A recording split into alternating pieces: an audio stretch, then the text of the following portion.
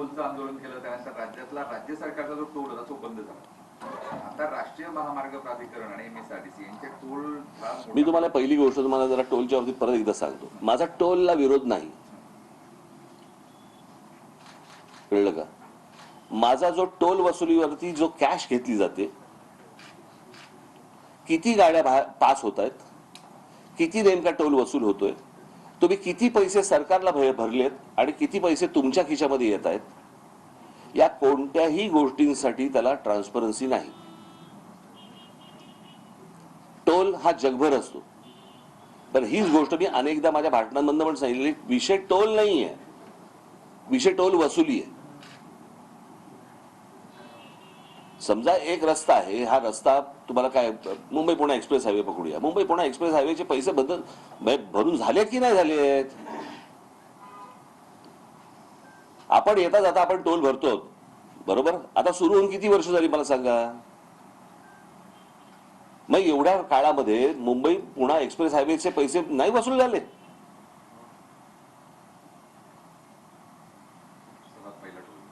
बरोबर की नाही? मग या सगळ्या गोष्टींची उत्तर मिळणार की नाही मिळणार? मी आता उद्या सकाळी मुख्यमंत्र्यांना भेटणार आहे आणि त्यांच्यासाठी मी पुढच्या आठवड्यामध्ये मी एक आमचं हे ठेवणार आहे, काय ते जे आम्ही आत्ता नाही का सगळ्या मुंबईच्या सगळ्या टोल नाक्यांवरती शूटिंग केलं, त्याच्यात जे आकडेवारी ज्या सगळ्या गोष्टी आहेत त्या सगळ्या ठेवणार त्यांच्या समोर.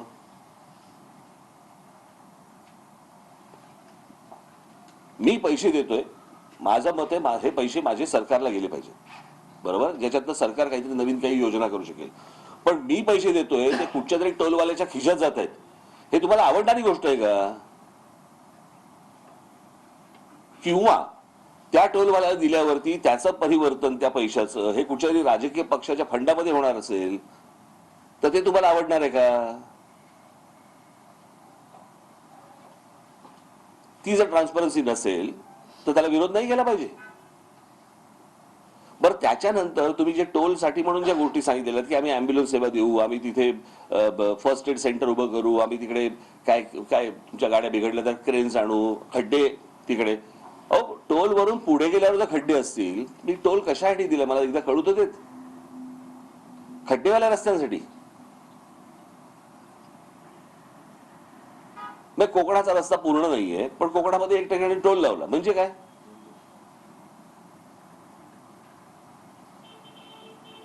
बरं, आता त्या तुमचं काय नवीन जो ह्या झाला ना, नाही हो, ट्रान्स हार्बर, तिथे खूप काहीतरी एक वेगळ्या काहीतरी काही अत्यंत पॉवरफुल अशी तरी कॅमेराज लावले. मग गाडी तुमचं काय नंबर प्लेट सोडा, आतला माणूस पण तिकडे दिसतो, बरोबर की नाही? मग टेक्नॉलॉजी आहे, मग लावा सगळ्या टोलला. हवीत कशाला माणसं?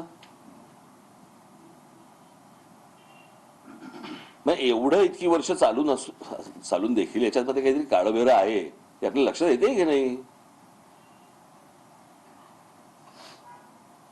तुम्हाला राज्य चालवायचंय, तुम्हाला राज्य चालवायचं असेल, शहर चालवायचं असेल, तुम्हाला रेव्हेन्यू लागतो. रेव्हेन्यू तुम्ही वेगवेगळ्या मार्गाने तुम्ही घेत असता, पण तो रेव्हेन्यू हा राज्य सरकारच्या खिशात किती जातोय आणि एका खासगी माणसाच्या खिशात किती जातोय हे पाहिलं पाहिजे की नाही, तपासलं पाहिजे की नाही? तुम्ही म्हटलं पक्ष निधीसाठी पण जातोय, असा काही पक्ष एखादा समोर आलाय का किंवा असं आपल्या अनेक पक्ष आहेत, अनेक पक्ष आहेत. तुम्हाला काय वाटतं मला ऑफर्स नाही आल्या?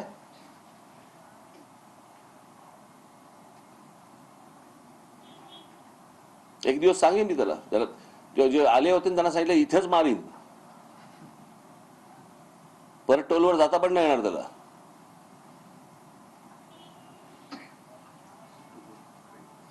गुणरत्न सदावर्तनचं असं म्हणणं आहे की राज ठाकरे यांनी मराठा आरक्षणावर बोलू नये, त्यांनी फक्त टोलवर बोलावं.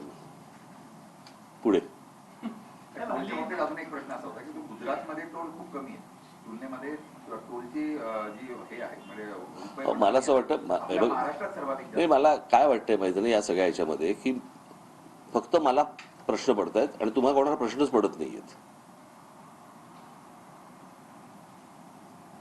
मला असं वाटतं की एक पत्रकार म्हणून तुमची एक जबाबदारी म्हणून तुम्ही या गोष्टी का नाही बघत आहात? तुम्ही फक्त राजकीय मुद्दा म्हणून ह्याच्याकडे पाहताय का? नाही, मग मला असं वाटतं एक पत्रकार जाणीव म्हणून आपण या गोष्टी उघडल्या पाहिजेत, उघड्या केल्या पाहिजेत.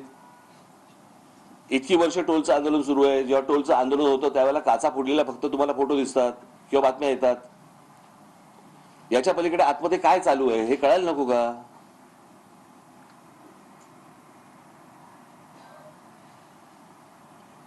मला असं वाटतं प्रत्येकाच्या जाणीवा जागा असतील ते प्रश्न सुटतील. रणजित सावरकरांनी 4-5 दिवसापूर्वी